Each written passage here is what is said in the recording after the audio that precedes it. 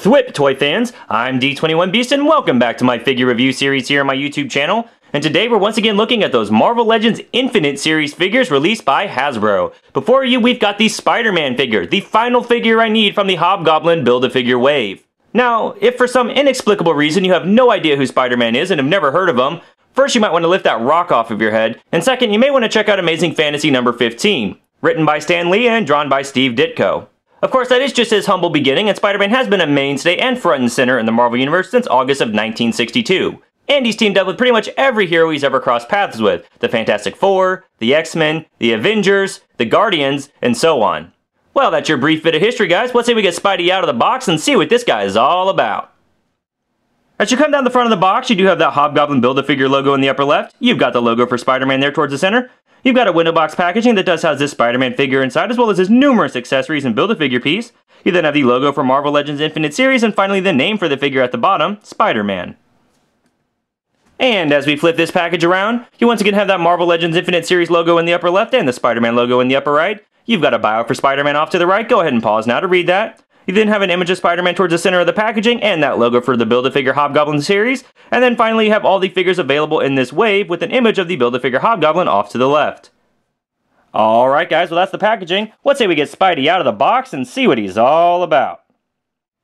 Alright toy fans, here we have Spider-Man out of the box, and this figure is truly amazing. I'm really a big fan of the way that they've chosen to go ahead and paint this guy. They didn't sculpt the web lines on the costume like we saw with last year's Amazing Spider-Man figure. They just painted him on there, which is great actually. They're really clean. He's got a spider emblem painted on the chest here, and as we look at the boots, there's nice clean line painting. On the arms, we've got it, even on the fingers. Around the eyes, the paint's a little off, but that's okay. I mean, it looks pretty good when you see it from a distance here. And they're actually sculpted eyes, which is pretty cool. And as we roll the figure around, you're going to see that he does have his spider emblem painted on the back. And again, just clean paintwork everywhere on this figure. Very, very happy with it. I think he's got the right shades of blue, the right shades of red. Really just a phenomenal figure. And he's a bit familiar to us. As you can see here, he does recycle a lot of the same pieces that we got with the Superior Spider-Man figure from last year's Spider-Man Infinite Series wave. Really the only changes here, aside from the head sculpt and the hands, are that the crotch piece and the abdomen piece on this figure are actually a little bit longer than they are on the Superior Spider-Man figure. Very much in line with what we saw with the Spider-Man 2099 figure that I've already reviewed this year.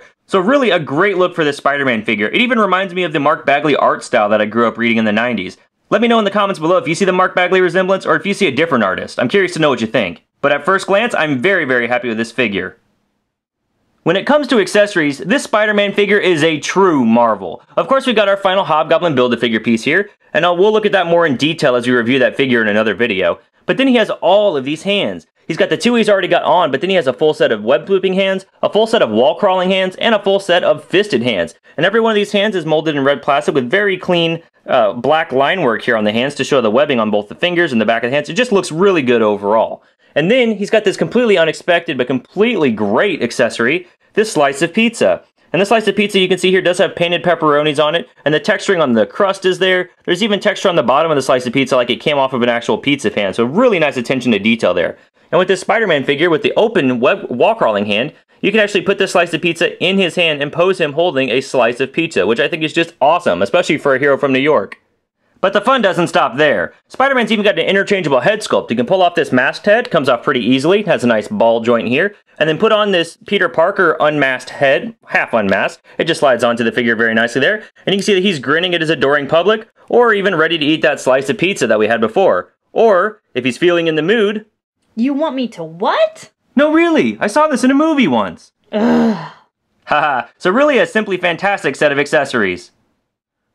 Spider-Man's got a great range of articulation, but it's not perfect. His head does bend down very far, it does bend back very far and rotate all the way around. He's got a full rotation here at the shoulder that spins all the way around, as well as having this butterfly joint that bends backward and forward. His arm will bend up and out from the body that far and rotate at the bicep and has a double jointed elbow. He has a wrist joint that'll spin all the way around and bend back that far and down that far. There we go. Same thing here on the other side. He does have an ab crunch that allows his body to bend forward that far, bend back that far. He does rotate all the way around at the waist. He's got a hip joint that allows his leg to move forward that far, move back pretty far. Out from the body, only that much, and that's one of my complaints about this figure. I wish his hip moved out a little bit further. He's got upper thigh rotation. He's got a double jointed knee. He's got a foot that'll bend down this far, bend forward that far, and that Hasbro ankle pivot. I really wish he had a boot cut right here. I feel like that would just perfectly complete this guy. But otherwise, the articulation on the Spidey figure is really, really good.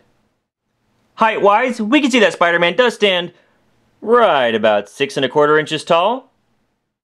For some size comparison, here he is once again compared to the Marvel Legends Infinite Series Spidey 2099 figure, and compared to the Infinite Series Amazing Spider-Man 2 Garfield Spidey, and compared to Superior Spidey, Origins Black Suit Spidey, Scarlet Spider, Miles Morales, Raimi Spidey, the first Garfield Spidey, Random Toybiz Spidey, Stan Lee Spidey, wowza, Pez Spidey, and of course the 6-inch scale Marvel Legends Infinite Series Wolverine.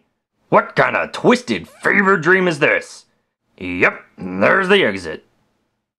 Alright, toy fans, well that's my review of the Marvel Legends Infinite Series Hobgoblin Wave Spider-Man figure released by Hasbro in 2015. Overall, this figure is absolutely a must-buy. I implore you to pick it up. This is a really great Spider-Man action figure, probably the best one we've gotten in a long time.